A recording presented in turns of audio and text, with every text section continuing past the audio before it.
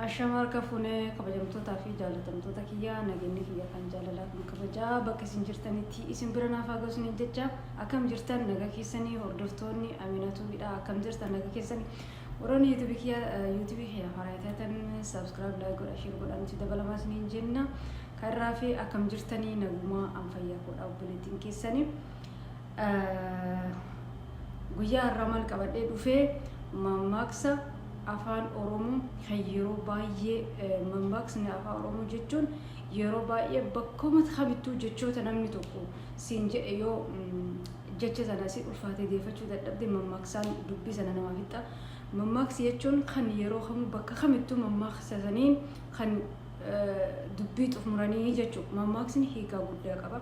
Mee walumaan hiika kanneen hiika mammaka kanneen keessa kamtu yeroo baay'ee mammaksni yeroo mammaakan kamtu hiikaa hin qabne. Mammaksi afaan oromoo hunduu hiikaa qaba. Isaan kanneen keessaa mee kamtu hiikaa hin qabne garuu akka kiyyatteen mammaksi afaan oromoo hundi isaa yoo hiikaa hin qabne hin jiru jechuudha. Nafaana bu'aa. Qaban qabaa hin guunne gadi lakkisan bakka hin gootu jedha.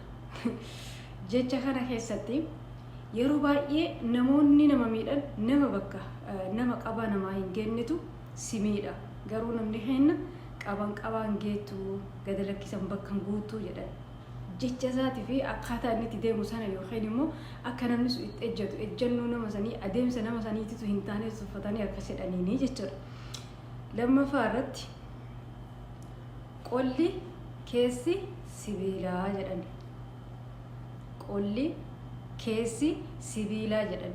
Qola san keessa akka ofii hubadhetti qola sana keessa waan jiraa hin beekne gubbaa isaa sana qofa maaltu akka jiruuf maaltu akka hin jirre ilaalan malee waan qola san keessa jiraa hin hubanne jechuudha.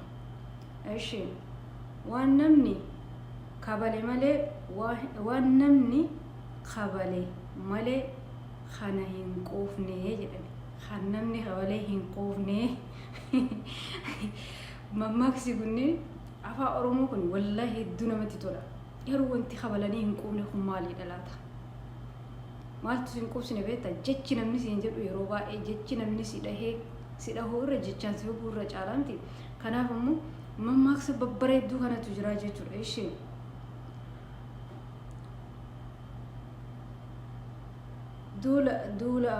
duuli amma oduu hin gahu.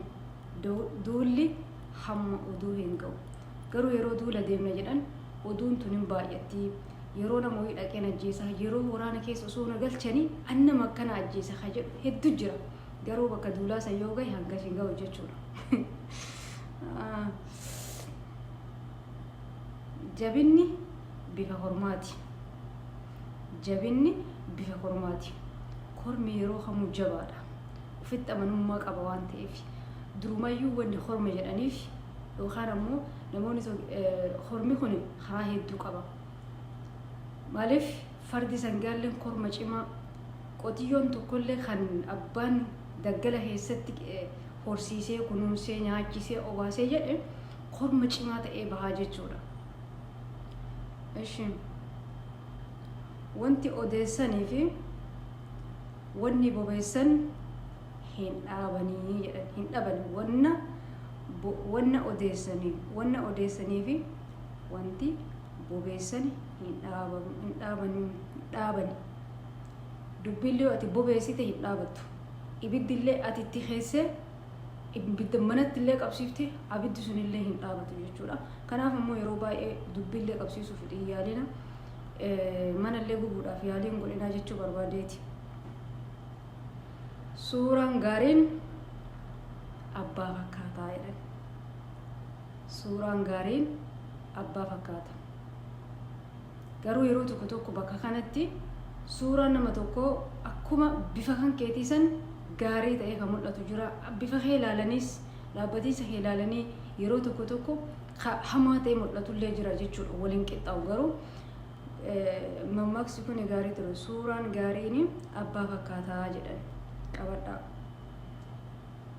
Firri gaariin fira jannaa kalee gaarii lootuuti. Firri gaariin fira jallee kalee killee gaarii lootii maaliif bakka kanaan galee mammaaksi kuni irra isin zaraan hin beeku bakka kanatti mammaaksiin tokko namni farda barbaade miilaan namni farda barbaada miilaan lafa miilaan argata namni farda barbaade miilaan lafa argataa jedhani miilaan illee deemte fardaan illee deemte bakka kanatti bakka takkatti bakka fardi deebii waa isin dhaqqabnee jira sababiin lafoota gadhoo qabu kenammoo boolloo qabdu yeroo taatutti fardi achi keessa gabbada bakka sanitti illee wal qixan ta'u jechuudha. Ishee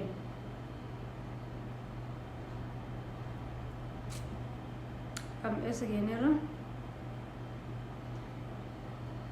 yoo ejjannoo tole darbatee haleeluu jedha. Yoo ejjannoo tole darbatee haleeluudha. Dhugaadha bakka kanatti illee namni tokko darbatiinsa yeroo eeboo jedhama akka naannoon itti dhaladhee guddadheetti aboo kana darbachuudhaaf yookiin seentimeetira ta'a kiiloomeetira ta'a isa sana fageenyarraa darbachuudhaaf iddee jala sararamee jira. Iddee jala sararame san keessatti maaltu isa barbaachisa? Iddee kana dhaabbadhee iddee sanatti dhahee aboo saniin darbadha kan jedhu iddoo qopheeffachuu qabaa jechuudha. Amma asirraa namni ilkaan bareedu hidhii walitti hin qabatu. Namni ilkaan bareedu hidhii walitti hin qabatu. Anu ilkaan kiyya kun hin fokkataa hidhii walitti qabadha malee silaa hidhiin tiyya walitti hin jettu. Kanaafuu bareedinni ilma namaa kun hedduu miidhagaadha. Namni ilkaan bareedu hidhii walitti hin qabatu. Iddoo gaarii oolaa jetti Oromoo yeroo mammaayitu. Eessa jirra? Ijoolleen sooressaa dhungachuun garbeessa fakkaata. Garbatti fakkaata.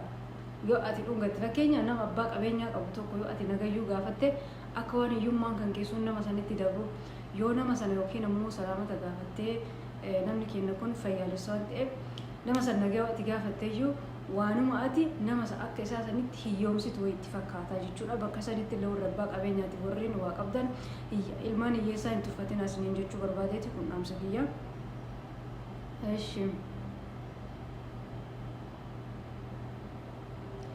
Fardi kophaa fiigu nama kophaatti himatee nama bakka kanatti illee beekuu irra sinitara hiikaa isaan beekani. Ilkaan waraabessaa lafa irratti sodaatu. Ilkaan waraabessaa lafa irratti sodaatu jedha. Yeroo kana garuu an akka kiyyatti ilkaan bineensaa sodaachuu irra ilkaan ilma namaa sodaadhaan.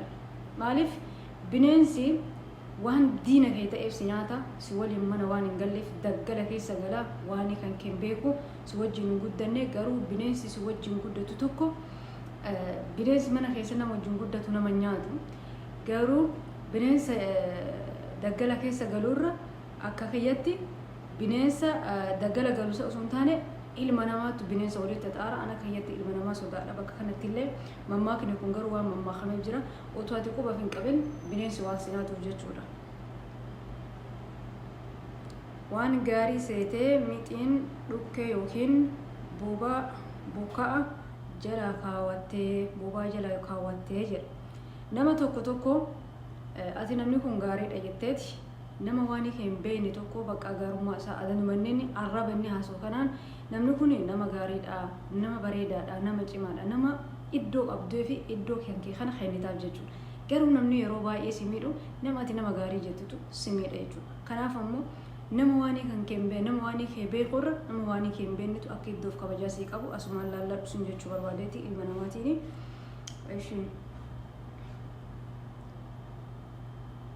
Dubbiin dhugaa gabaabduudha. Dubbiin sobaa dheertuudha. Maaliif mammaakni bakka kanatti illee maaliidha? Dubbiin sobaatun yeroo baay'ee karaa dheeraa nama deemsifti. Maaliif nama tokko dhaqxee nama sana kijibuudhaa fi kijibdee nama san jalaa bahuudhaa fi kijibni ati hin kijibne hin jiru, somni ati somne hin jiru, karaa dheeraa sitti fudhata.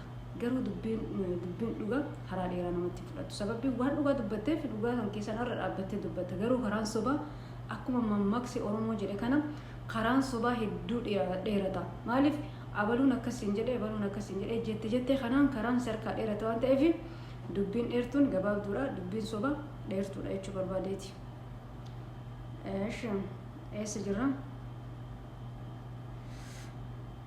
Sirbaa bahanii morma hin dhoofatan jetti intalti waan hin saalfannee isiin sirbaafuu baate maaliif morma dhoofatti sirbaa bahanii morma dhooffatanii jedha Oromoon sirbaaf gaafa baatee tarii mormi hin argamaa jetta maaliif rifeensa keerraa mulqattee sirbuudhaaf waan baate morma sirbaaf bahanii morma dhooffatanii jetta Oromoon akkuma sana waan dhugaa tokkollee yeroo dubbattan dhugaa sana waaltanii soba dubbachuudhaaf yaaliin godhinaa jechuu barbaadeeti.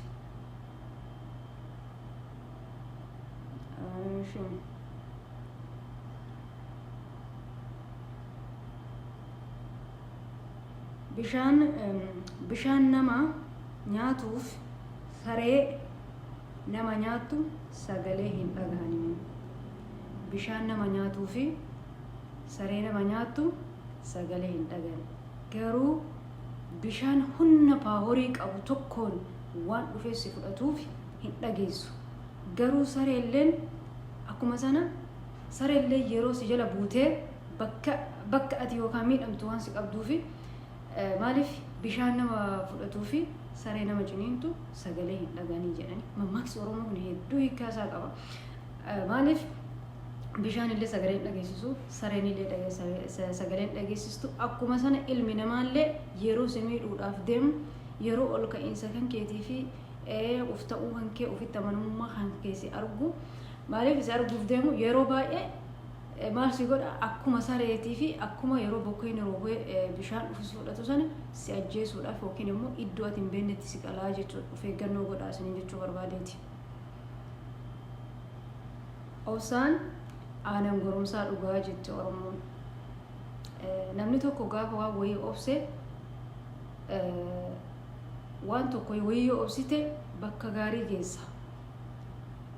Akkuma sana waan tokko obsitee bakka gaarii gahuudhaaf jecha namni siin jedhu waan namni siin na waliin ta'e jedhu wajjin ta'uu dhabde ofitti amanummaa keetiif dandeettii kan keetii fi akkuma sana yeroo baay'ee konfidensii qabduu fi qabaannan obsaan aanan goromsaa dhugaa tana hin dhugoonfattaa jechuu barbaadeeti yeroo baay'ee of taa'uu isin barbaachisa jechuuma barbaadeeti jechuudha.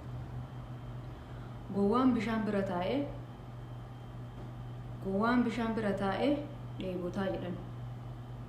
Akkuma sana gowwaa qofaayyuu miti qaroolleen jireenya ilma namaa kana keessatti kara deemu wallaalee otoo karaa ittiin deeman beeku kara itti deeman wallaalee taa'eeti jireenya ofii dheebotaa jechuudha. Galatoom mammaaksi kun galatoom jedhanii jechuudha. Ishiin waan gaarii seeteeti kan isinitti himeera.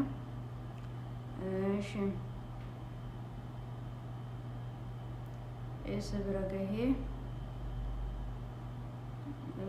gahee fi sibreera.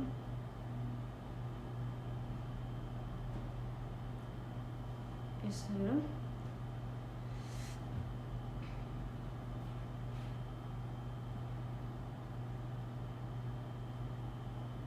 nuuf olchaa bakka bira dhaabbadhe wallaalee na eega dhiifama nuuf godha.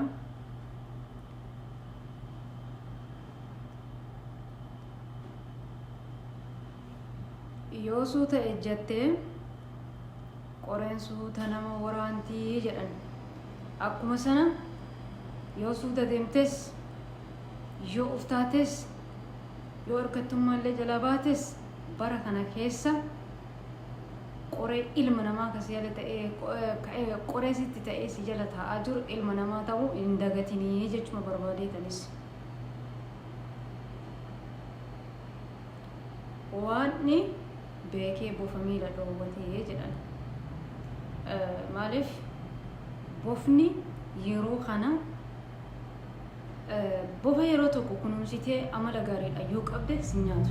Garuu ilma namaa kana kunuunsitee nyaachistee obaafteeti gaafa kana yoo quufee otoo ati iddoo isaa qabdu odoo ati kabajaa qabduuf nama kana maal godhaa maal gochuufii qabaa maal godhaa fi akka inni gammadu maal godhaa fi kan jettee otoo ati yaadduu fi ka hanga buufaa kabajaan beenne ilma namaati ani yeroo kana yeroo taa'ee ilaalu waan akkasii natti fakkaataa dhiifama nama folcha amala ilma namaa tokko miti jechuun barbaadeetiin galatooma.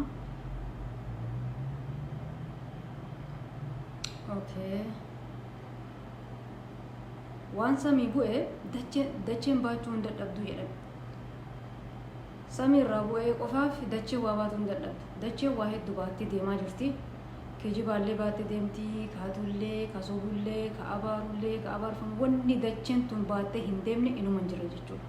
Ilma namaa kamuu ka fayyaa qabus ka fayyaa hin qabnes waa hedduu dacheen tun wanni isin hin dandeenye hin jiru. Dacheen tun garuu mana keenya ta'u, mana keenya kan dhugaa, fooqii teenya bareedduu isii ta'u dachee tana namni dagatee hin jiru. Dachee tana kanarraa uumame waan ta'eef asumaan kabajaa dachee tanaallee hin dagatin asiniin jechuu barbaadeeti uummata kiyya.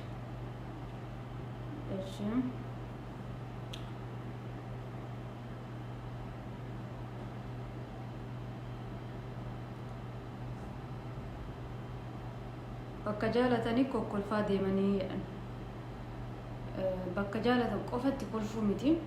Bakka namni itti si jibbu san ittillee kolfeeti. Maaliif namni si jibbu sunuu waan tokko sirraa barata waan ta'eef waan hedduu sirraa barateetiin sirra barnoota guddaa argata waan ta'eef bakka namni si jibbuu fi bakka namni itti namatti toluttis illee sisseeqataa deema. Sababbiin seequun jaalalaa fi tokkummaa uumtu waan ta'eef nama si jibbutti illee seeqadhu nama si jaalatu illee seeqadhu sin jechuu barbaade tasuma kun dhaamsa obboleettii teessaniiti. Wallaan bultee beekaa akka itti bulu abbatu beekaa jedha. Eeyyee dhugaadha. Mammaaksi kuni ani yeroo baay'ee mammaakni kun hedduu garaana nyaata. Maaliif keessa ilma namaa kana nagaan bulee tarii dhukkubsataa bulee tarii maraataa bulee gaafa namni tokko mana isaa keessaa gara alaatti gadi bahee yookaan qilleensa sana keessatti argu qofa akkam bulte naga keetii jedhaniitiin akka aadaa uummata keenyaatti naga wal gaafatanii jechuudha. Sigalee kanaafuu hanga viidiyoo biraatti walitti deebinutti nagaatti nu bulaa nagaatti isiniin jaalladhaa nagaan naa tura.